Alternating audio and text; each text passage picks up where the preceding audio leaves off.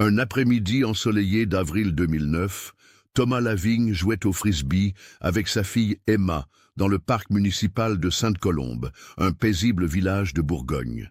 L'espace de quelques minutes, le temps d'aller chercher une bouteille d'eau dans la voiture, Emma disparut sans laisser de traces.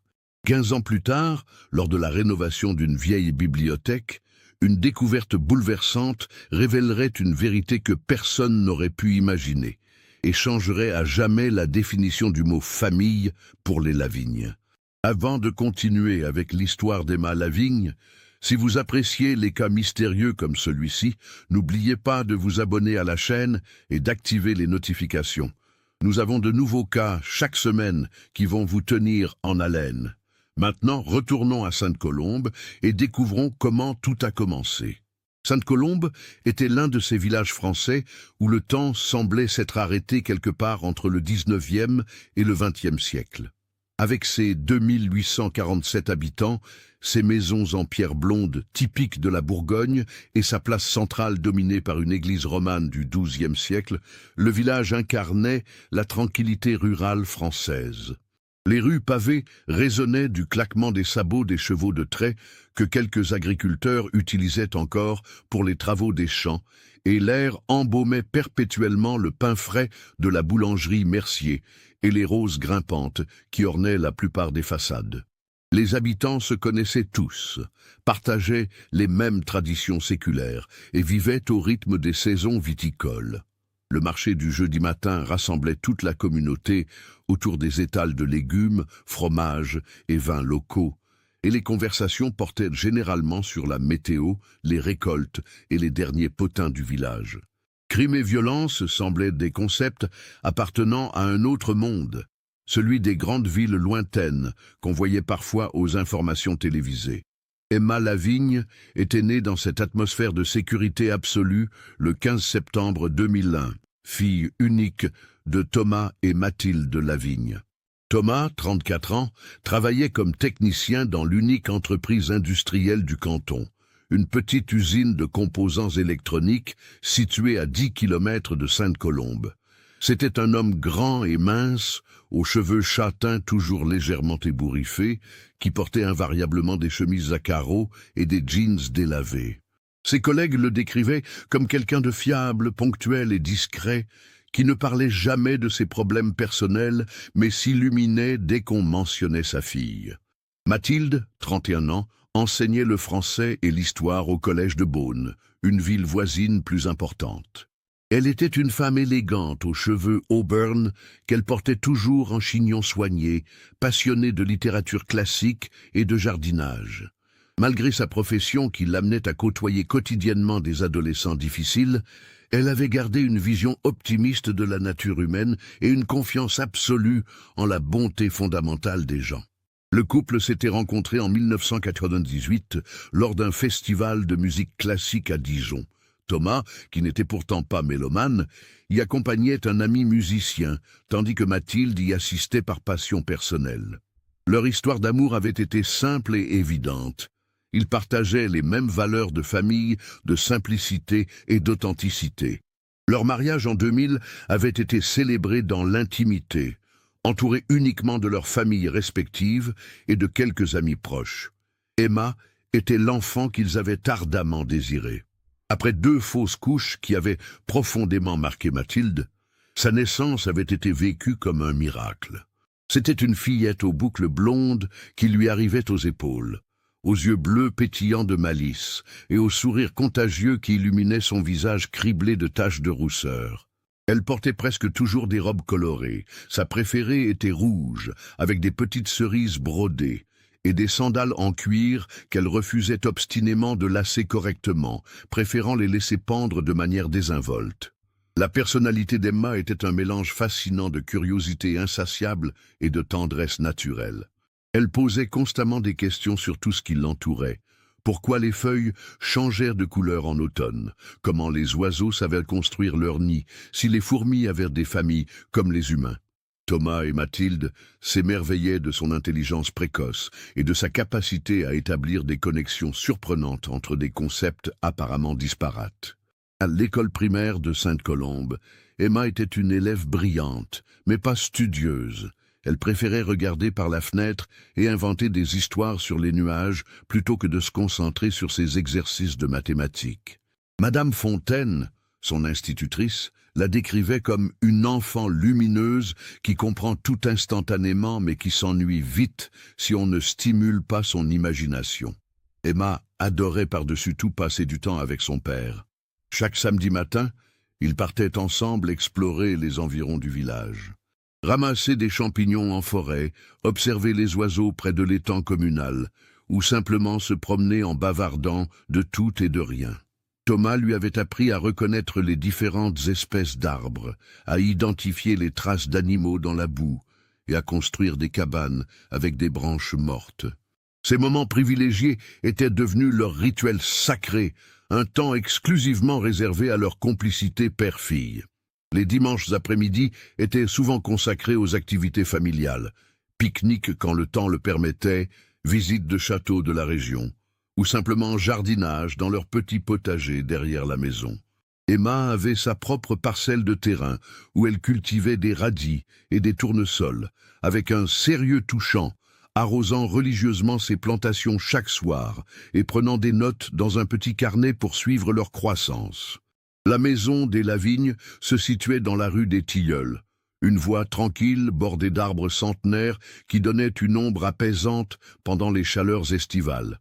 C'était une ancienne maison de vigneron construite en 1890, avec ses murs en pierre apparente, ses volets verts et sa petite cour pavée où Mathilde avait installé des jardinières débordantes de géranium. L'intérieur respirait la simplicité chaleureuse. Poutres apparentes, carrelage en terre cuite, meubles anciens hérités des grands-parents, et partout des livres, des plantes vertes et les dessins d'Emma scotchés sur le réfrigérateur. Le quotidien des Lavignes s'organisait autour de routines rassurantes. Thomas partait travailler chaque matin à 7h30, non sans avoir embrassé sa fille et promis de lui rapporter quelque chose d'intéressant de sa journée. Un caillou au reflet brillant, une plume d'oiseau inconnu, ou simplement une histoire drôle à raconter. Mathilde accompagnait Emma à l'école avant de prendre la route pour Beaune, et toute la famille se retrouvait le soir autour d'un dîner où chacun racontait ses péripéties quotidiennes. Les week-ends étaient le moment que tous attendaient impatiemment.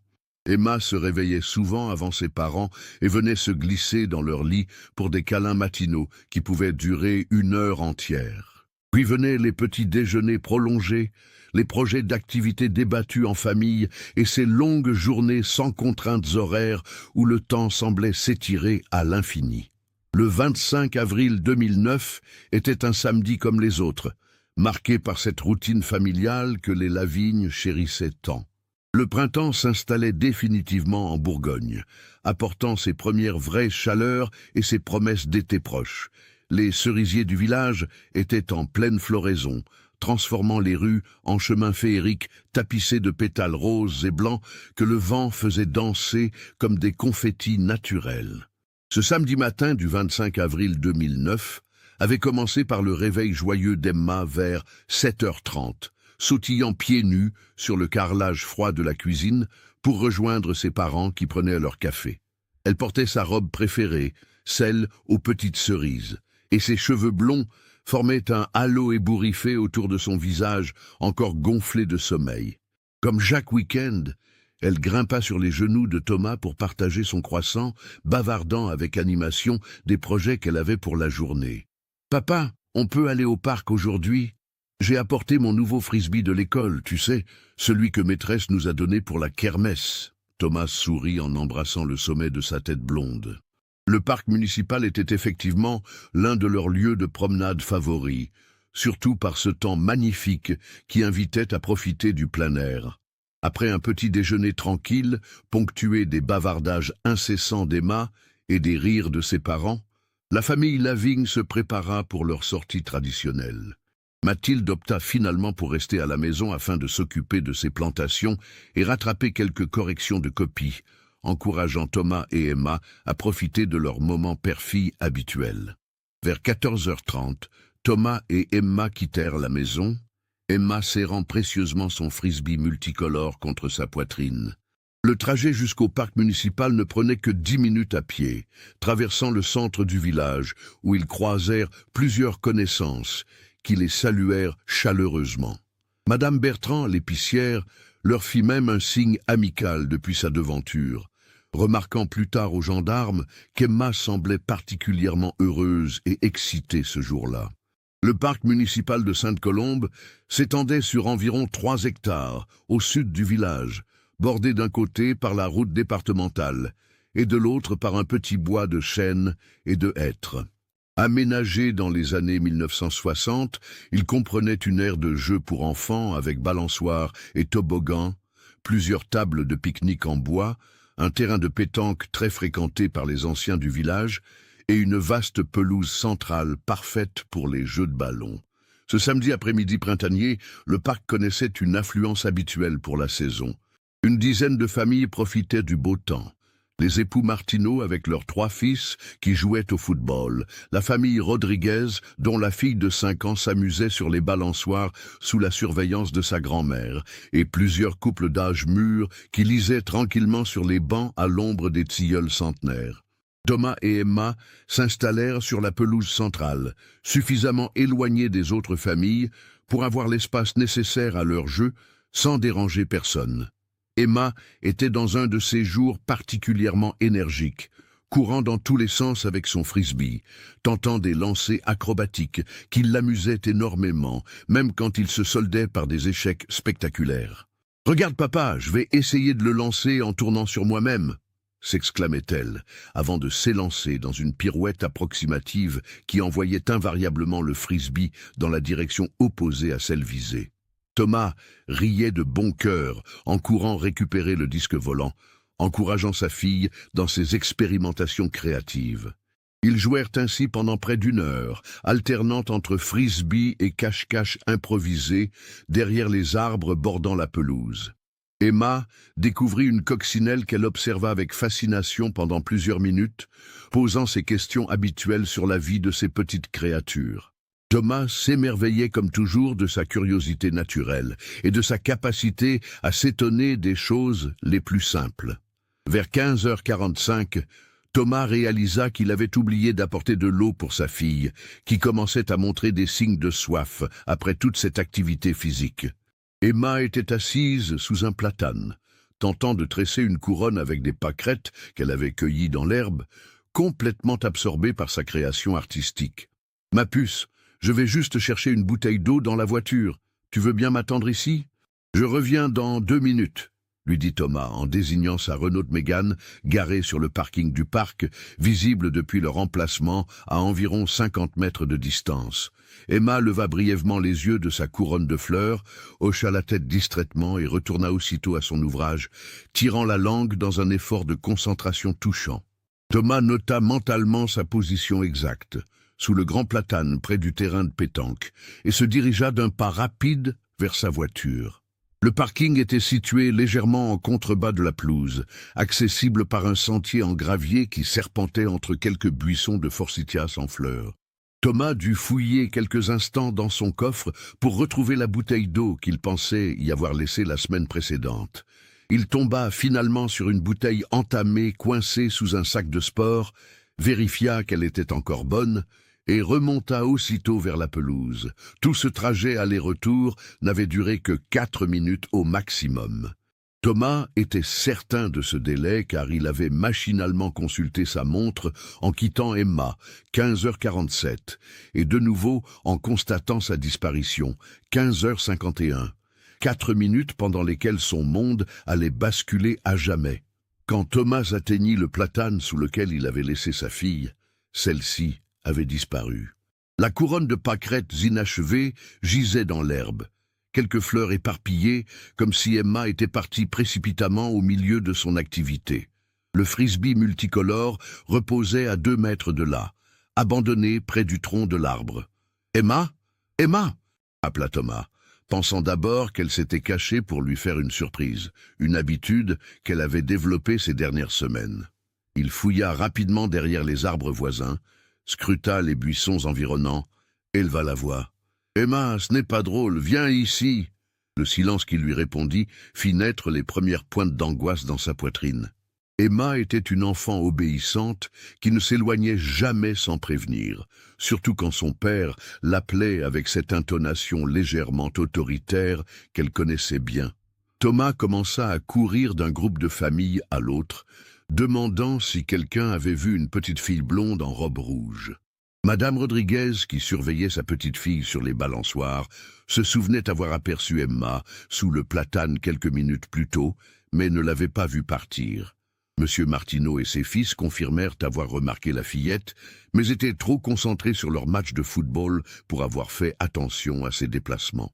C'est Julien Moreau, un adolescent de 16 ans qui promenait son chien près de la lisière du bois, qui fournit le témoignage le plus troublant. Il affirma avoir vu Emma se diriger vers les arbres en compagnie d'un homme qu'il ne connaissait pas, mais la distance et l'ombre des feuillages l'empêchaient de donner une description précise. Il avait d'abord pensé qu'il s'agissait du père de la fillette, avant de voir Thomas chercher sa fille avec affolement quelques minutes plus tard. L'homme était de taille moyenne, je crois, et il portait des vêtements sombres.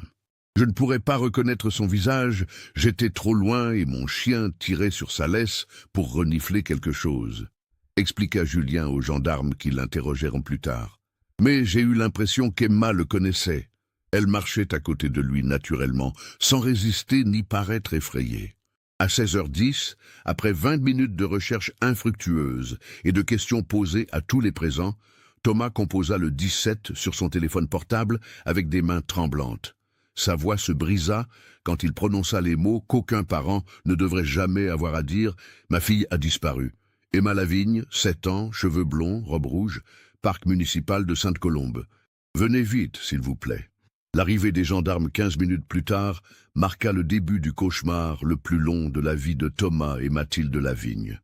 Le brigadier-chef François Lecomte, un homme d'expérience de 48 ans, habitué aux situations de crise, prit immédiatement les choses en main. Il établit un périmètre de sécurité autour du parc, interrogea systématiquement tous les témoins présents et lança les premières recherches dans la forêt adjacente. Mathilde arriva en courant du village 10 minutes après l'appel paniqué de son mari, le visage décomposé et les cheveux défaits. En voyant la couronne de pâquerettes abandonnée et le frisbee solitaire sous le platane, elle s'effondra dans les bras de Thomas, secoué de sanglots hystériques qui alertèrent tout le voisinage. « Où est ma petite fille? Où est Emma ?» répétait-elle entre ses larmes, agrippant la chemise de son mari, comme si celui-ci détenait magiquement la réponse à cette question qui allait les hanter pendant des années. En moins de 2 heures, le dispositif de recherche prit une ampleur considérable pour un village de cette taille. La gendarmerie de Beaune dépêcha une équipe cynophile avec 2 bergers allemands spécialement entraînés pour retrouver les personnes disparues. Les pompiers de la région mobilisèrent 3 équipes de recherche en forêt, équipées de matériel de spéléologie au cas où Emma serait tombée dans un puits ou une cavité naturelle. Le maire de Sainte-Colombe, Michel Bonnefoy, lança un appel aux volontaires qui attira plus de 200 habitants prêts à participer aux battues. Le témoignage de Julien Moreau orienta immédiatement les soupçons vers un enlèvement plutôt qu'un accident. Le capitaine Patricia Vaillant, officier de police judiciaire spécialisé dans les affaires de mineurs, fut dépêché depuis Dijon pour prendre la direction de l'enquête. C'était une femme de 42 ans, mère de famille elle-même, dont l'expérience et l'empathie naturelle en faisaient une spécialiste reconnue dans ce type d'affaires délicates. Les premières 24 heures furent cruciales. Pendant que les équipes de recherche ratissaient méthodiquement la forêt et les environs du village, le capitaine Vaillant et son équipe interrogèrent tous les habitants de Sainte-Colombe, susceptibles d'avoir croisé Emma ou remarqué quelque chose d'inhabituel. Ils établirent également une liste de tous les délinquants sexuels recensés dans un rayon de 50 km, soit 17 individus dont il fallait vérifier les alibis. Le portrait robot, établi à partir du témoignage fragmentaire de Julien Moreau, ne donnait malheureusement que des indications très vagues.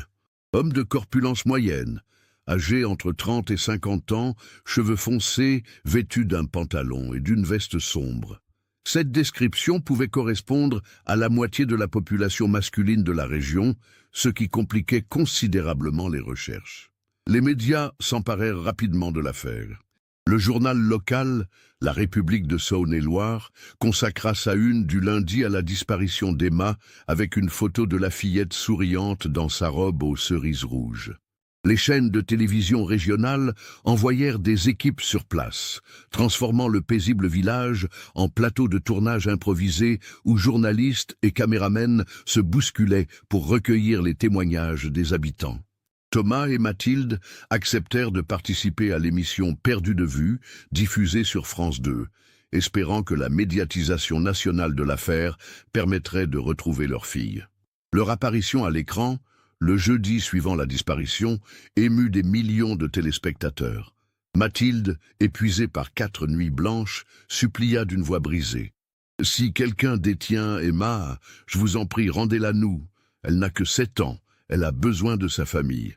Nous ne porterons pas plainte, nous voulons juste qu'elle revienne à la maison. » Cet appel télévisé généra plus de 300 témoignages en 48 heures, obligeant la gendarmerie à renforcer son dispositif pour traiter cette avalanche d'informations. Malheureusement, la plupart se révélèrent être des erreurs d'identification, des canulars ou des témoignages de personnes bien intentionnées mais mal renseignées. 3 pistes sérieuses émergèrent néanmoins de ces signalements. Un automobiliste affirma avoir vu une fillette correspondant au signalement d'Emma dans une voiture sur l'autoroute A6, près de Chalon-sur-Saône, le dimanche matin suivant la disparition. Une employée de station-service de Mâcon pensait avoir reconnu Emma accompagnée d'un homme dans ses toilettes, mais ses souvenirs restaient flous. Enfin, plusieurs témoins signalèrent la présence d'un camping-car suspect aux plaques allemandes, garé près du parc municipal dans les jours précédant la disparition. Chacune de ces pistes fut méthodiquement explorée par les enquêteurs.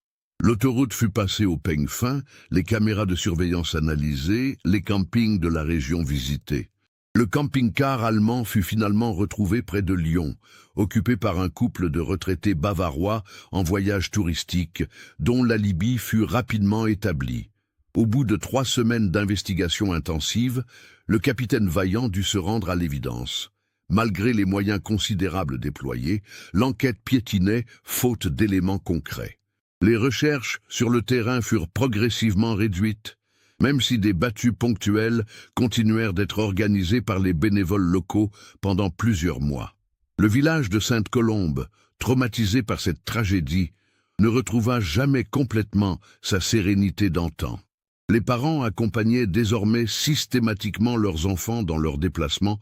Le parc municipal se vida progressivement de ses jeunes visiteurs et une atmosphère de méfiance générale s'installa dans une communauté autrefois insouciante. Thomas arrêta de travailler pendant 6 mois, incapable de se concentrer sur autre chose que la recherche de sa fille. Il passait ses journées à sillonner la région en voiture, s'arrêtant dans chaque village, montrant la photo d'Emma à tous les passants, interrogeant les commerçants, affichant des avis de recherche sur tous les panneaux d'affichage municipal qu'il trouvait. Mathilde dut prendre un congé maladie prolongé, rongé par la culpabilité de ne pas avoir accompagné sa famille au parc ce jour-là. Leur couple, uni jusque-là par un amour solide et une complicité évidente, commença à se fissurer sous le poids du chagrin et des reproches mutuels. Thomas se reprochait son absence fatale de 4 minutes. Mathilde regrettait amèrement sa décision de rester à la maison. Ils consultèrent plusieurs psychologues, mais rien ne semblait pouvoir combler le vide immense laissé par l'absence d'Emma. Les anniversaires devinrent des épreuves insupportables. Chaque 15 septembre, Mathilde préparait un gâteau qu'elle déposait devant la photo d'Emma dans le salon, espérant contre toute logique que sa fille franchirait miraculeusement la porte d'entrée pour souffler ses bougies. Thomas entretenait religieusement la chambre de sa fille, conservant intacts tous ses jouets, ses livres, ses dessins épinglés au mur. Au fil des années, les Lavigne développèrent des rituels de commémoration qui rythmaient leur existence endeuillée. Chaque 25 avril, date de la disparition, ils se rendaient au parc municipal pour déposer un bouquet de pâquerettes sous le platane où Emma avait été vue pour la dernière fois. Chaque week-end, Thomas parcourait seul les sentiers de forêt où il avait jadis promené sa fille, cherchant des indices qui n'existaient plus. Mathilde rejoignit une association de parents d'enfants disparus, l'Espoir retrouvé, qui l'aida à canaliser sa douleur dans des actions concrètes. Elle participa à l'organisation de campagnes de prévention dans les écoles, sensibilisant les enfants aux dangers des inconnus sans pour autant les terroriser. Cette activité lui donna un semblant de but dans l'existence, même si aucun engagement ne pouvait vraiment combler l'absence d'Emma. En 2012, 3 ans après la disparition, une nouvelle piste relança momentanément l'espoir des Lavignes. Un pédophile notoire, Bernard Duhamel, fut arrêté près de Montpellier pour des faits similaires à l'enlèvement d'Emma. Pendant son interrogatoire, il mentionna vaguement une petite fille des environs de Beaune parmi ses victimes potentielles. Thomas et Mathilde firent le voyage jusqu'au commissariat de Montpellier où ils purent observer l'homme derrière une vitre sans teint. Duhamel était un quinquagénaire aux cheveux grisonnants, de corpulence moyenne, qui correspondait grossièrement au signalement fourni par Julien Moreau 6 ans plus tôt. Cependant, après plusieurs jours d'interrogatoire serré, l'homme nia catégoriquement toute implication dans l'affaire Emma Lavigne. Son avocat produisit des éléments d'alibi qui le disculpèrent finalement, plongeant une nouvelle fois la famille dans la déception. Cette fausse alerte eut des conséquences dévastatrices sur le moral des Lavignes. L'espoir, cruellement ravivé pendant quelques jours, s'effondra plus violemment encore, laissant Thomas et Mathilde dans un état de prostration profonde. Ils réalisèrent alors que leur attente perpétuelle d'un miracle les empêchait de faire le deuil nécessaire pour continuer à vivre. C'est à cette époque qu'ils rencontrèrent Henri Marchand, un homme qui allait jouer un rôle discret mais crucial dans la résolution future de l'affaire. Henri était le nouveau bibliothécaire municipal de Sainte-Colombe, embauché en 2013 pour remplacer Georgette Dubois, qui partait en retraite après 40 ans de service. À 58 ans, c'était un homme discret, aux cheveux gris, toujours impeccablement peigné, qui portait invariablement des costumes sombres, légèrement démodés et des lunettes à monture épaisse. Henri avait une particularité qui intriguait les habitants du village. Il vivait seul dans une ancienne maison de maître située rue des Acacias, une bâtisse du XIXe siècle qu'il avait héritée de sa tante, décédée en 2010. Cette femme, Clémence Marchand, avait été institutrice au village pendant des décennies, réputée pour sa sévérité, mais respectée pour son dévouement aux enfants défavorisés. Sa mort avait laissé Henri seul héritier d'une fortune modeste, mais d'une propriété considérable. Ce qui rendait Henri particulièrement sympathique aux yeux des Lavignes, c'est l'intérêt sincère qu'il portait à leur drame. Contrairement à beaucoup de nouveaux arrivants qui évitaient soigneusement le sujet par pudeur ou gêne, Henri posait des questions délicates avec tact, offrait son aide concrète pour les recherches et montrait une empathie rare pour leurs souffrances. Il proposa même de numériser et archiver tous les documents relatifs à l'enquête, utilisant ses compétences professionnelles pour créer une base de données consultables qui pourrait servir si de nouveaux éléments apparaissaient. « Monsieur et Madame Lavigne », leur dit-il un jour de novembre 2014, « je sais que cela peut paraître présomptueux de ma part, mais j'aimerais vous aider à maintenir vivante la mémoire d'Emma. À la bibliothèque, nous pourrions créer un espace dédié aux enfants disparus avec la photo de votre fille et des informations sur l'affaire. Parfois, les témoins se manifestent des années après les faits. » Cette proposition toucha profondément Thomas et Mathilde, qui y virent une marque de respect envers leur fille disparue. Henri organisa effectivement un coin mémoire dans la bibliothèque, avec une photo d'Emma souriant dans sa robe aux cerises, accompagnée d'un texte sobre rappelant les circonstances de sa disparition et un numéro de téléphone pour tout témoignage. De nombreux habitants du village et des communes voisines découvrirent ainsi l'histoire d'Emma lors de leur visite à la bibliothèque. Au fil des années, Henri devint un confident discret mais précieux pour les Lavignes.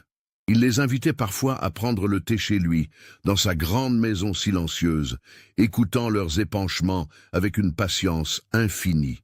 Sa propre solitude, il avait perdu sa femme et son fils dans un accident de voiture en 1995, raison pour laquelle il avait quitté Lyon pour s'installer en Bourgogne, créait une complicité naturelle avec ce couple brisé par la disparition de leur enfant unique. La douleur ne disparaît jamais complètement, leur confiait-il lors d'une de ces soirées mélancoliques, mais elle se transforme. Elle devient moins aiguë, plus supportable, et surtout elle donne un sens particulier aux moments de bonheur qui finissent toujours par revenir, même si on croit le contraire. En 2016, 7 ans après la disparition d'Emma, Thomas et Mathilde prirent une décision difficile mais nécessaire. Ils acceptèrent de faire déclarer leur fille officiellement décédée. Cette démarche administrative, douloureuse mais indispensable pour certaines questions successorales et d'assurance, leur permit paradoxalement de commencer un vrai travail de deuil. Ils organisèrent une cérémonie commémorative à l'église de Sainte-Colombe, où tout le village vint rendre un dernier hommage à la petite Emma. Cette période marqua également le début d'une lente reconstruction pour le couple. Thomas reprit progressivement ses activités professionnelles, acceptant même une promotion qui l'amenait à encadrer une équipe de jeunes techniciens. Mathilde retourna enseigner, trouvant dans le contact avec ses élèves adolescents une forme de thérapie qui l'aidait à retrouver goût à l'existence. Ils vendirent leur maison de la rue des Tilleuls, trop chargée de souvenirs, pour s'installer dans un appartement moderne près du centre-ville. Cependant, leur nouvelle sérénité restait fragile, menacée par les moindres rappels de leur tragédie familiale. Chaque enfant blond aperçu de dos dans la rue faisait battre leur cœur plus vite. Chaque anniversaire ou fête de famille ravivait la douleur de l'absence. Ils avaient appris à vivre avec ce manque, mais n'avaient jamais renoncé totalement à l'espoir secret qu'Emma puisse un jour revenir dans leur existence. Les années s'écoulèrent dans cette mélancolie apaisée, rythmée par les saisons et les petits événements de la vie provinciale. Thomas développa une passion pour la photographie de nature, trouvant dans l'observation patiente de la faune locale une forme de méditation qui calmait ses angoisses. Mathilde se lança dans l'écriture, rédigeant un roman largement autobiographique qui racontait l'histoire d'une mère confrontée à la disparition de son enfant. En 2020, 11 ans après le drame, une nouvelle génération d'enfants grandissait à Sainte-Colombe, sans connaître l'histoire d'Emma Lavigne. Le parc municipal avait retrouvé son animation d'antan. Les familles y pique-niquaient de nouveau sans arrière-pensée, et seul le coin mémoire de la bibliothèque rappelait encore la tragédie qui avait secoué le village. C'est dans ce contexte d'oubli progressif que se préparait à l'insu de tous la découverte qui allait bouleverser définitivement l'existence des Lavigne et révéler une vérité que personne n'aurait pu imaginer. Le 12 mars 2024, 15 ans presque jour pour jour après la disparition d'Emma, le conseil municipal de Sainte-Colombe prit une décision qui semblait anodine, mais qui allait changer le cours de l'histoire. La transformation de l'ancienne bibliothèque municipale en centre culturel polyvalent. Le bâtiment, construit en 1923, ne répondait plus aux normes modernes d'accessibilité et nécessitait des travaux de rénovation considérables pour accueillir des activités diversifiées. Henri Marchand, qui avait dirigé cette bibliothèque pendant plus de 10 ans, accepta cette évolution avec philosophie. À 69 ans, il approchait de la retraite et voyait dans ce projet l'occasion de moderniser enfin un établissement qu'il avait toujours trouvé trop exigu et mal adapté aux besoins contemporains. La mairie avait prévu de reloger temporairement les collections dans l'ancienne école maternelle en attendant l'achèvement des travaux prévus pour l'automne 2025. Les entreprises de rénovation commencèrent leurs interventions le 18 mars 2024. L'équipe de Marc Fontaine, maître d'œuvre local spécialisé dans la restauration de bâtiments anciens, découvrit rapidement que le sous-sol de la bibliothèque était plus complexe qu'il n'y paraissait sur les plans originaux. En effet, le bâtiment avait été construit sur les fondations d'une ancienne école religieuse du XIXe siècle, elle-même érigée sur des caves voûtées datant probablement du XVIIIe siècle. « Monsieur le maire », expliqua Marc Fontaine lors de la réunion de chantier du 25 mars, nous avons un problème avec les fondations. Les plans que nous avions ne correspondent pas à la réalité du terrain. Il y a tout un réseau de caves et de couloirs souterrains que personne ne nous avait signalés. On ne peut pas commencer les grosses œuvres sans comprendre exactement ce qu'il y a en dessous. Michel Bonnefoy, toujours maire de Sainte-Colombe après 15 ans de mandat, fronça les sourcils en examinant les photographies prises par les ouvriers dans les sous-sols. Les images révélaient effectivement l'existence de plusieurs salles voûtées, reliées entre elles par des couloirs étroits dont l'origine et la destination demeuraient mystérieuses. Ces caves ne figurent sur aucun plan cadastral que nous possédons, constata l'architecte municipal. Il va falloir faire appel à un cabinet spécialisé en archéologie préventive pour explorer ces espaces avant de continuer les travaux. C'est une obligation légale. Henri Marchand, présent à cette réunion en tant qu'ancien responsable des lieux, manifesta une certaine surprise face à ces révélations. En 10 ans de présence dans ce bâtiment, je n'ai jamais soupçonné l'existence de ces caves. L'accès au sous-sol était condamné depuis des décennies, et personne ne m'avait jamais parlé de ces installations souterraines. Le cabinet d'archéologie Dumont & Associés, mandaté par la mairie, envoya une équipe de 3 spécialisés dès le 2 avril pour effectuer les relevés nécessaires, dirigés par Dr. Sophie Renard, archéologue médiéviste. L'équipe s'attendait à découvrir des caves de stockage traditionnelles ou d'anciens celliers conventuels, typiques des constructions religieuses de l'époque. Ce qu'ils trouvèrent dépassait largement leurs attentes et leurs compétences habituelles. Le réseau souterrain s'étendait sur près de 200 mètres carrés, comprenant 6 salles principales, reliées par des couloirs voûtés parfaitement conservés. Plus troublant encore, certaines de ces salles semblaient avoir été aménagées récemment, équipées d'installations électriques sommaires et de systèmes d'aération sophistiqués qui ne correspondaient à aucune période historique connue.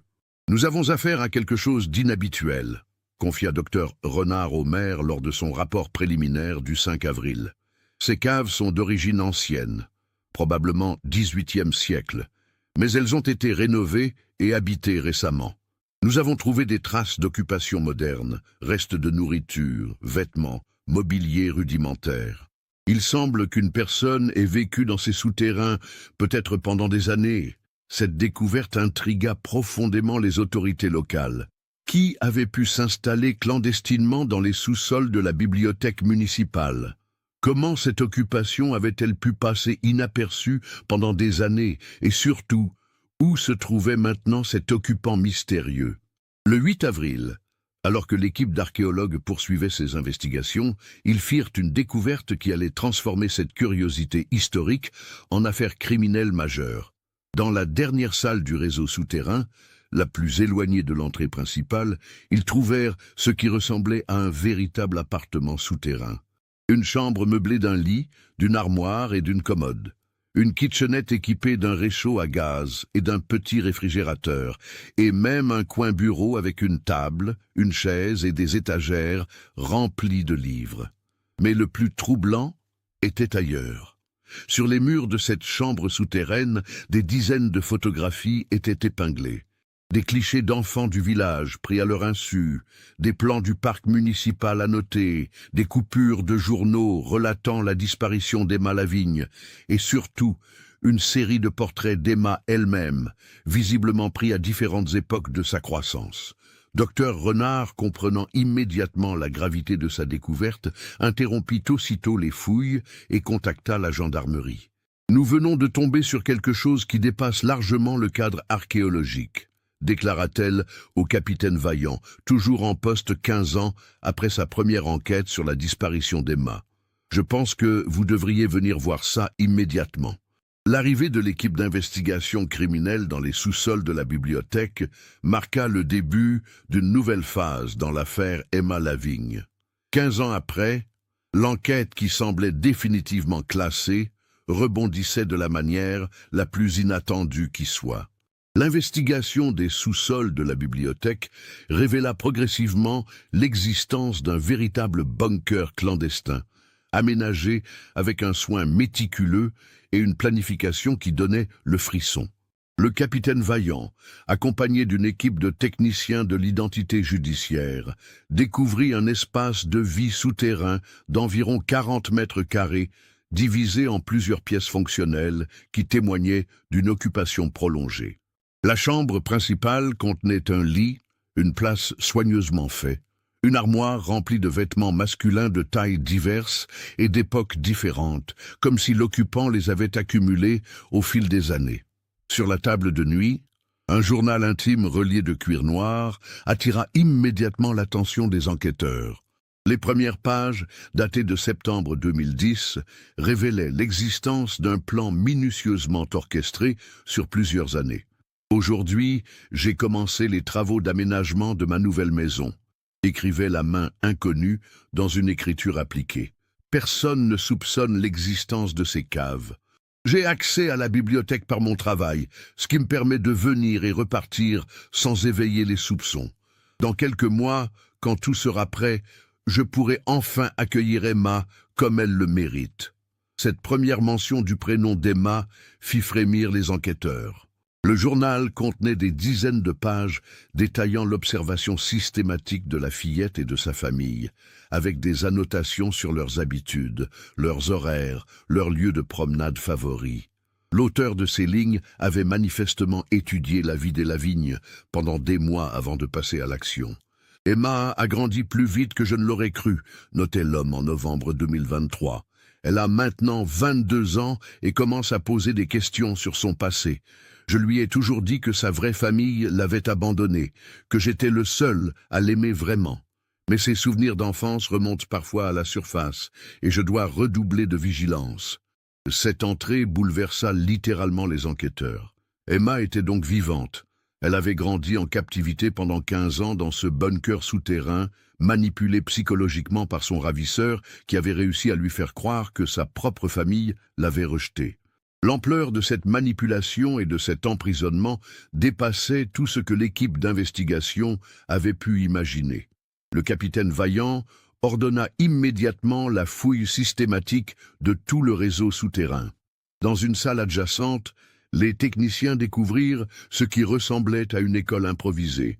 Des manuels scolaires de tout niveau, des cahiers d'exercices remplis de l'écriture d'Emma à différents âges, des dessins d'enfants puis d'adolescentes épinglés au mur comme dans une vraie salle de classe. L'homme avait apparemment assuré lui-même l'éducation de sa prisonnière, lui dispensant un enseignement qui suivait grossièrement les programmes officiels. Plus troublante encore, une autre pièce servait visiblement d'atelier de menuiserie amateur où l'occupant avait fabriqué des meubles sur mesure pour son foyer souterrain. Parmi les outils, les enquêteurs trouvèrent plusieurs morceaux de bois sculptés représentant des jouets d'enfants, poupées rudimentaires, petits animaux, cubes de construction. Ces objets artisanaux racontaient l'histoire pathétique d'un homme tentant de recréer un univers familial artificiel dans les profondeurs de la terre. La découverte la plus accablante attendait l'équipe dans le bureau improvisé de l'homme. Un classeur méticuleusement organisé contenait des centaines de photographies d'Emma, prises clandestinement à toutes les étapes de sa croissance en captivité. Les clichés montraient une fillette qui grandissait dans cet environnement confiné, évoluant de l'enfant terrifié des premières semaines à l'adolescente apparemment résignée des dernières années. Sur certaines photos récentes, Emma apparaissait comme une jeune femme de 22 ans aux cheveux blonds toujours bouclés, mais aux yeux où brillait une tristesse profonde qui serrait le cœur.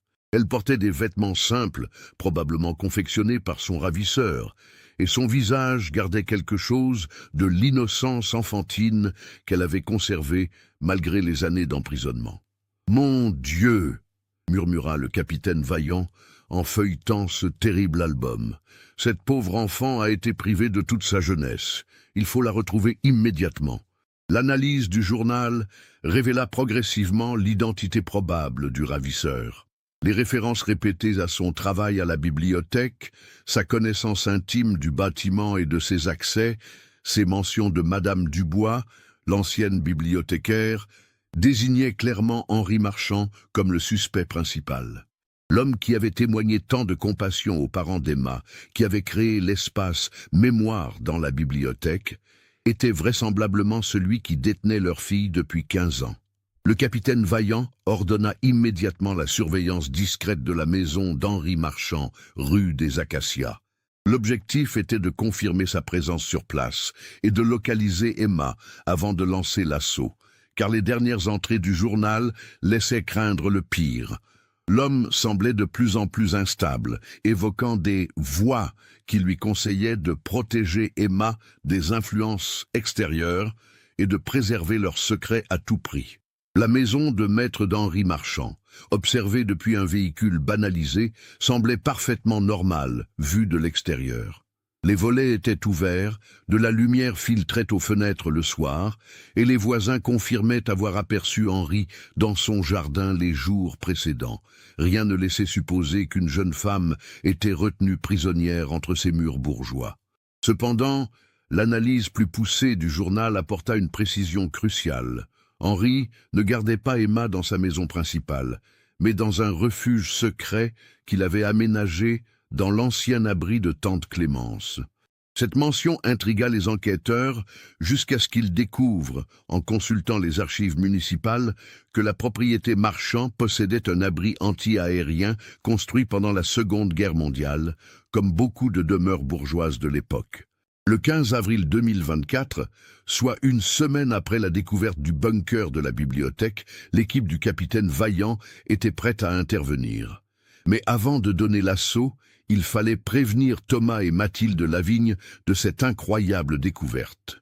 Comment annoncer à des parents endeuillés depuis 15 ans que leur fille était non seulement vivante, mais qu'elle avait grandi à quelques centaines de mètres de chez eux, sous l'emprise d'un homme qu'ils considéraient comme un ami? Le 15 avril 2024 à 14h30, le capitaine Patricia Vaillant sonna à la porte de l'appartement des Lavignes avec un mélange d'excitation et d'appréhension qu'elle n'avait jamais ressenti en 15 ans de carrière. Comment annoncer l'inimaginable à des parents qui avaient survécu à la pire épreuve qui soit? Thomas ouvrit la porte, reconnut immédiatement l'officier qui avait dirigé l'enquête sur la disparition de sa fille et sentit son cœur s'emballer. « Capitaine Vaillant, il y a du nouveau dans l'affaire d'Emma? Monsieur Lavigne, il faut que je vous parle, à vous et à votre épouse. Puis-je entrer? Ce que j'ai à vous dire va changer votre vie. » Mathilde, qui corrigeait des copies dans le salon, leva la tête et reconnut elle aussi la voix de l'enquêtrice. Elle rejoignit son mari dans l'entrée, le visage déjà marqué par l'angoisse de ces retrouvailles inattendues avec leur passé douloureux. « Madame Lavigne, » commença le capitaine Vaillant en prenant place dans le salon, « ce que je vais vous annoncer va vous sembler impossible à croire. Nous avons retrouvé Emma. Elle est vivante. » Le silence qui suivit cette déclaration fut si profond qu'on entendait le tic-tac de l'horloge comtoise dans l'entrée. Thomas et Mathilde se regardèrent, incapables de comprendre ces mots qui bouleversaient 15 années de deuil et de résignation. « Vivante !» répéta Mathilde d'une voix à peine audible. « Mais comment? Où ?» Emma a été retenue prisonnière pendant tout ce temps par Henri Marchand, le bibliothécaire. Il l'avait séquestrée dans un bunker souterrain, aménagé sous la bibliothèque municipale, puis l'a transférée dans un abri secret sur sa propriété. Nous allons procéder à son arrestation et libérer votre fille dans les prochaines heures. » Thomas s'effondra sur son fauteuil, la tête entre les mains, secoué de sanglots qui mêlaient joie incrédule et colère immense. « Henri Marchand? Mais c'est lui qui nous aidait. C'est lui qui avait créé l'espace mémoire pour Emma. Comment a-t-il pu ?» « C'est effectivement l'aspect le plus troublant de cette affaire, » confirma le capitaine Vaillant. « Marchand a joué un double jeu pendant des années, vous apportant son soutien en public tout en détenant votre fille en secret. Nous pensons qu'il a agi de cette manière pour surveiller l'évolution de l'enquête et s'assurer qu'il ne serait jamais soupçonné. » Mathilde, encore sous le choc, parvenait à peine à articuler ses questions. « Dans quel état? Comment va-t-elle? Elle se souvient de nous ?» Le capitaine Vaillant hésita avant de répondre, sachant que cette partie de la vérité serait peut-être la plus difficile à accepter pour les parents. D'après ce que nous avons pu reconstituer grâce au journal de Marchand, Emma a subi un lavage de cerveau systématique. Il lui a fait croire que vous l'aviez abandonné, qu'il était sa vraie famille. Elle a grandi en pensant que vous ne l'aimiez pas et que lui seul se souciait d'elle. Cette révélation frappa Thomas et Mathilde comme un coup de massue. Non seulement leur fille avait été privée de liberté pendant 15 ans, mais elle avait aussi été psychologiquement manipulée au point de rejeter l'amour de ses véritables parents. L'homme qui prétendait les aider avait méthodiquement détruit les liens familiaux qu'il chérissait tant. « Il faut que vous compreniez, » continua l'officier, « qu'Emma n'est plus la fillette de 7 ans que vous avez perdue.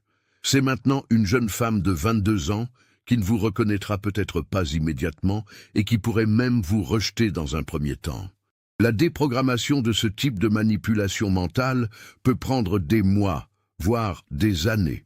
À 16 ans, l'opération de libération d'Emma commença. L'équipe du GIGN, spécialement formée pour ce type d'intervention délicate, encercla discrètement la propriété Marchand. L'abri anti-aérien se trouvait effectivement dans le jardin, dissimulé sous une butte artificielle recouverte de végétation.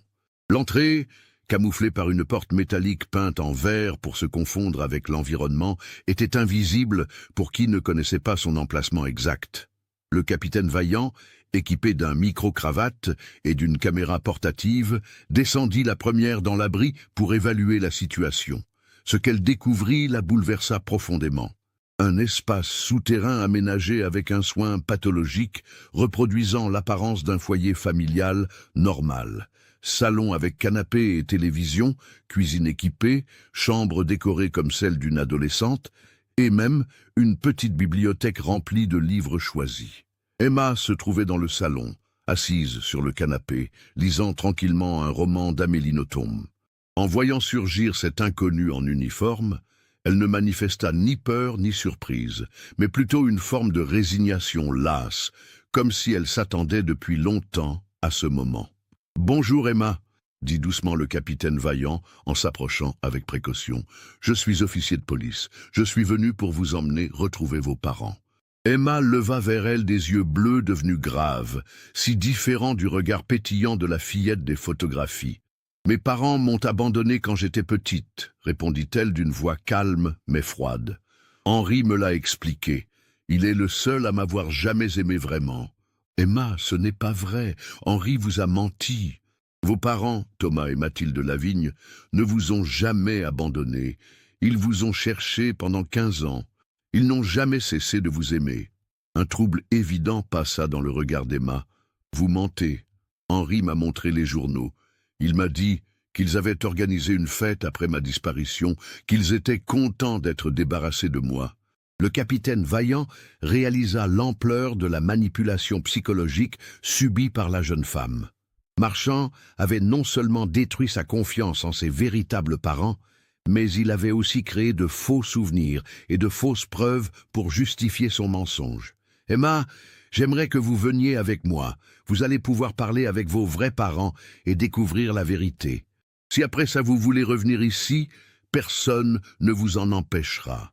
Mais donnez-vous au moins la chance de connaître leur version des faits. » C'est à ce moment qu'Henri Marchand apparut dans l'abri, surgissant d'une pièce adjacente où il s'était caché depuis l'arrivée de la police. À 69 ans, il avait vieilli prématurément. Ses cheveux étaient devenus complètement blancs et son visage portait les traces d'une obsession dévastatrice. Il tenait à la main un couteau de cuisine qu'il pointa vers le capitaine Vaillant. « Éloignez-vous d'Emma !» cria-t-il d'une voix hystérique. « Elle est ma fille maintenant. Je l'ai élevée, je l'ai protégée, je l'ai aimée comme personne ne l'a jamais aimée. Vous n'avez pas le droit de nous séparer. » Emma se leva du canapé, manifestement troublée par cette escalade de violence qu'elle n'avait jamais connue dans sa prison dorée. « Henri, qu'est-ce qui se passe? Pourquoi tu as un couteau? Ces gens veulent t'emmener, ma chérie. Ils veulent te ramener vers ceux qui t'ont abandonné. Mais moi, je ne te laisserai jamais partir. Nous allons rester ensemble pour toujours, comme je te l'ai promis. » Le capitaine Vaillant, formé aux négociations avec des individus psychologiquement instables, garda son calme, malgré la tension extrême de la situation. « Monsieur Marchand, posez cette arme. Emma est assez grande pour choisir par elle-même. Si vous l'aimez vraiment, vous devez respecter sa liberté de décision. » Sa liberté, ricana Henri avec amertume. Elle avait 7 ans quand je l'ai sauvée. Elle était terrifiée, abandonnée dans ce parc. Ses soi-disant parents l'avaient laissée seule, livrée à tous les dangers. Moi, je l'ai protégée, je lui ai donné une vraie famille. Emma, pour la première fois depuis des années, sembla retrouver des fragments de ses véritables souvenirs d'enfance. Le stress de la situation, les paroles du capitaine Vaillant, et surtout la violence inhabituelle d'Henri, fissurent le mur de mensonges soigneusement construit pendant 15 ans. « Henri, dit-elle d'une voix tremblante, tu m'as toujours dit que mes parents ne m'aimaient pas. Mais je me souviens de quelque chose. Je me souviens d'un homme qui jouait au frisbee avec moi. Il me souriait, il me faisait rire. Et une femme aux cheveux auburn qui sentait bon les roses. C'était eux, n'est-ce pas? C'étaient mes vrais parents. » Le visage d'Henri se décomposa. 15 ans de manipulation psychologique s'effondraient en quelques secondes face aux souvenirs authentiques qui remontaient à la surface. « Non, non, ce sont des illusions. Je suis ton père maintenant. J'ai tout fait pour toi. Vous avez détruit sa vie, » intervint fermement le capitaine Vaillant. « Vous avez volé son enfance, son adolescence, sa jeunesse. Vous avez privé ses parents de voir grandir leur fille unique. Comment osez-vous appeler ça de l'amour ?» Dans sa rage et son désespoir, Henri se tourna vers Emma avec son couteau, non pour la blesser, mais pour la forcer à le suivre dans une fuite impossible. « Viens, Emma, nous allons partir loin d'ici, nous trouverons un autre endroit où être heureux ensemble. » Mais Emma, libérée par la vérité qui se révélait enfin, recula instinctivement. « Non, Henri, je ne veux plus mentir, je ne veux plus me cacher. Je veux voir mes vrais parents. Je veux connaître la vérité sur ma vraie famille. » Cette déclaration fut le coup de grâce pour Henri Marchand. L'homme qui avait construit toute son existence autour de cette relation factice s'effondra psychologiquement. Il laissa tomber son couteau et se mit à pleurer comme un enfant, murmurant des excuses incohérentes mêlées de justifications délirantes. Les agents du GIGN, qui suivaient la scène depuis l'extérieur grâce au micro, choisirent ce moment pour intervenir.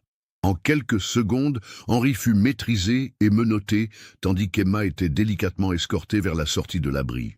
Quand elle émergea à la lumière du jour, après 15 années d'emprisonnement souterrain, Emma cligna des yeux, éblouie par un soleil qu'elle n'avait vu que filtré par les petites fenêtres artificielles de ses geôles successives. À 22 ans, elle découvrait le monde extérieur avec les yeux émerveillés d'une enfant, touchant avec précaution l'écorce des arbres, respirant profondément l'air frais du printemps bourguignon. Le capitaine Vaillant l'accompagna jusqu'à l'ambulance où l'attendaient Thomas et Mathilde. Les retrouvailles entre ses parents et cette fille qui avait vécu séparée pendant 15 ans furent d'une intensité bouleversante. Emma regardait ces deux inconnus qui pleuraient en la voyant, cherchant dans leurs visages vieillis les traces des souvenirs d'enfance qui remontaient lentement à sa mémoire. « Papa ?» murmura-t-elle en fixant Thomas, reconnaissant dans ses yeux bleus le regard bienveillant de l'homme au frisbee. « C'est vraiment toi. » Thomas ne put que hocher la tête, incapable de prononcer un mot, tendant lentement les bras vers cette fille qu'il avait cru morte pendant tant d'années. Emma fit un pas hésitant vers lui, puis se laissa enlacer par cet homme qui tremblait d'émotion. « Ma petite fille !» parvint-il enfin à articuler. « Mon Emma, tu nous as tellement manqué. » Mathilde, bouleversée, s'approcha à son tour. « Emma, ma chérie, c'est maman.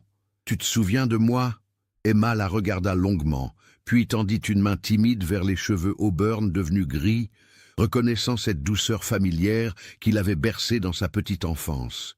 L'arrestation d'Henri Marchand et la libération d'Emma Lavigne marquèrent le début d'un long processus de reconstruction familiale et judiciaire.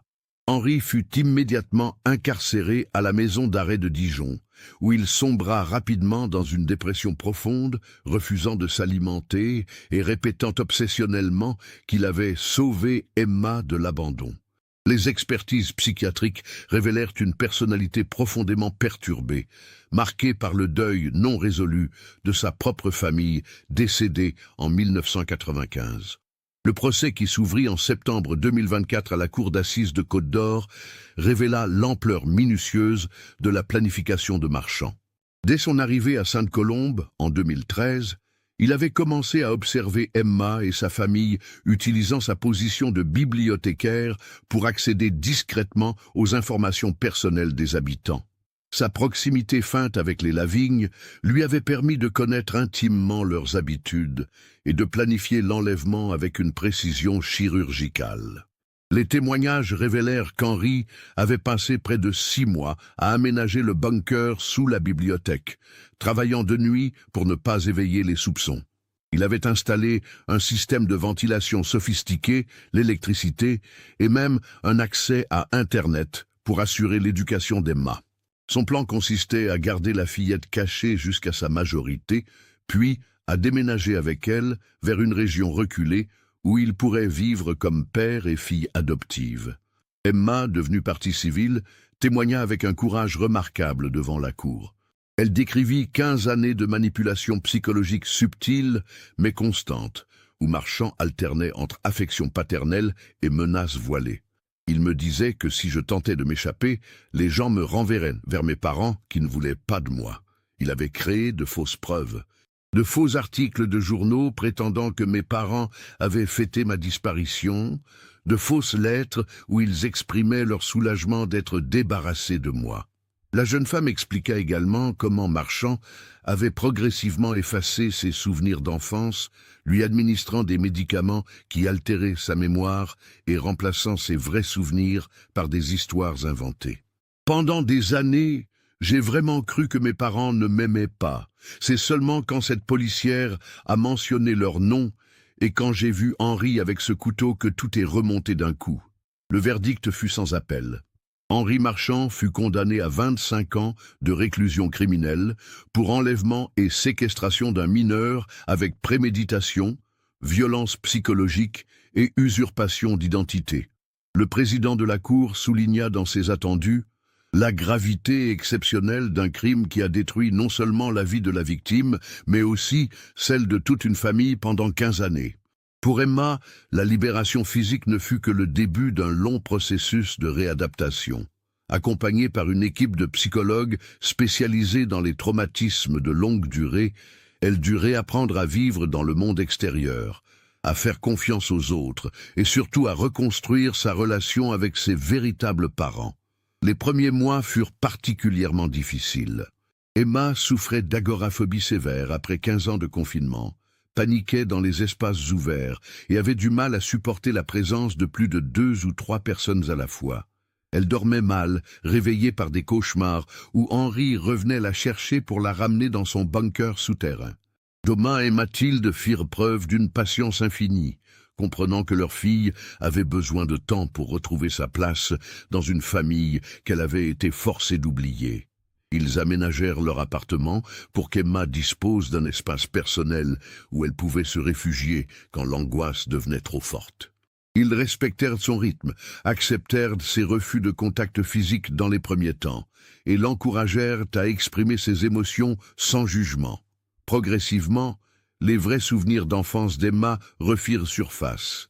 Elle se rappela les promenades avec son père, les histoires que lui racontait sa mère, sa chambre décorée de dessins de tournesol, sa poupée aux cheveux roux qu'elle avait appelée Rosalie. Chaque souvenir retrouvé était une victoire sur la manipulation de Marchand, un pas de plus vers la réconciliation avec son passé authentique. Emma découvrit aussi avec émerveillement le monde qu'elle avait manqué pendant 15 ans. Internet et les réseaux sociaux, qu'Henri lui avait toujours interdit, lui ouvrirent des horizons insoupçonnés. Elle rattrapa avec avidité 15 années de musique, de films, de livres, se passionnant pour tout ce dont elle avait été privée. Thomas et Mathilde l'accompagnèrent dans ses découvertes, émus de voir leur fille retrouver la curiosité naturelle qu'elle manifestait enfant. Au bout d'1 an de thérapie intensive, Emma exprima le souhait de reprendre des études. Elle avait reçu une éducation correcte de la part de Marchand, mais celle-ci comportait de nombreuses lacunes, notamment en sciences et en langues étrangères. Elle s'inscrivit à l'université de Dijon en tant qu'auditrice libre, puis intégra progressivement des cours de psychologie, discipline qui l'intéressait particulièrement après son expérience personnelle. La reconstruction familiale ne fut pas sans difficulté. Emma et ses parents durent apprendre à se connaître à nouveau, 15 ans ayant créé un fossé immense entre la fillette disparue et la jeune femme retrouvée. Il fallut du temps pour établir de nouvelles habitudes, de nouveaux rituels familiaux qui tenaient compte de la personnalité d'Emma adulte plutôt que des souvenirs idéalisés de l'enfant qu'elle avait été. Cependant, l'amour profond qui unissait cette famille triompha progressivement des obstacles. 2 ans après les retrouvailles, Emma put enfin dire « Je t'aime » à ses parents, sans ressentir la culpabilité que Marchand avait instillée en elle. Elle commença à participer aux tâches familiales, aux sorties, aux fêtes, redécouvrant le plaisir simple d'appartenir à une vraie famille. Le village de Sainte-Colombe, traumatisé par la révélation que l'un de ses habitants les plus respectés était en réalité un criminel, vécut également un processus de reconstruction collective. La bibliothèque municipale fut définitivement fermée, les habitants ne supportant plus l'idée que leurs enfants puissent fréquenter un lieu associé à tant de souffrances. L'ancienne école maternelle fut transformée en nouveau centre culturel, symbolisant la volonté de tourner la page sur cette période sombre. Une cérémonie commémorative fut organisée en avril 2025, 1 an après la libération d'Emma, pour rendre hommage à sa résilience et célébrer les retrouvailles familiales. Toute la population du village y participa, ainsi que les nombreuses personnes qui avaient contribué aux recherches pendant 15 ans. Emma, encore fragile mais déterminée, prononça un discours émouvant où elle remercia tous ceux qui n'avaient jamais cessé de chercher et d'espérer. « Je sais que ma disparition a marqué ce village et traumatisé beaucoup d'entre vous, » déclara-t-elle d'une voix claire. « Mais je veux que vous sachiez que votre amour et votre soutien envers mes parents m'ont aidé à survivre, même sans le savoir. L'amour véritable finit toujours par triompher du mensonge et de la manipulation. » Aujourd'hui, Emma Lavigne a 25 ans. Elle termine un master de psychologie à l'université de Dijon et se spécialise dans l'aide aux victimes de manipulations psychologiques.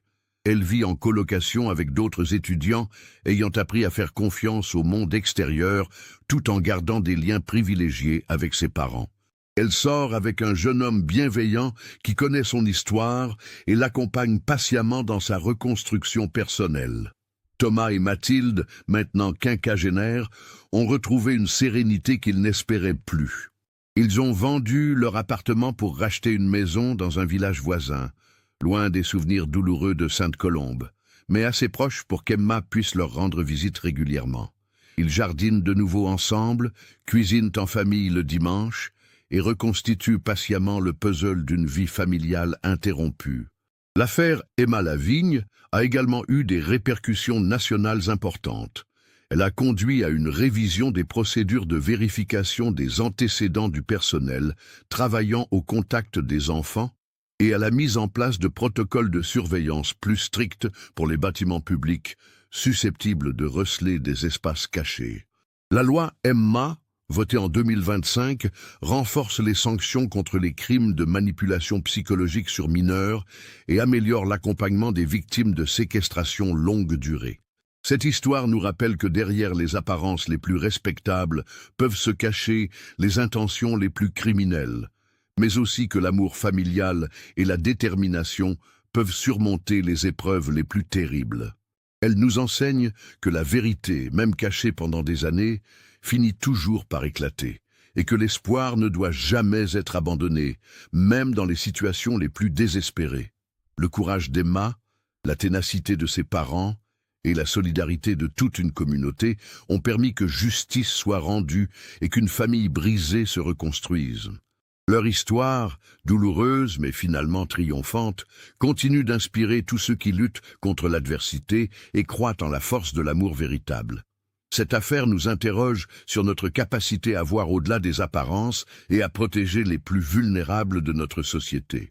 Qu'avez-vous pensé de cette histoire bouleversante?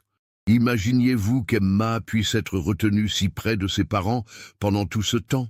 Comment une communauté peut-elle se reconstruire après une telle trahison de confiance? Partagez vos réflexions dans les commentaires ci-dessous. Si vous avez été touché par cette histoire de résilience et de retrouvailles, n'oubliez pas de vous abonner à la chaîne et d'activer les notifications. Laissez votre like pour soutenir notre travail et partagez cette vidéo avec quelqu'un qui s'intéresse aux histoires vraies de courage et d'espoir. Car c'est en gardant vivante la mémoire de ces épreuves surmontées que nous pouvons continuer à croire en la capacité humaine à triompher du mal et à reconstruire ce qui semblait à jamais détruit.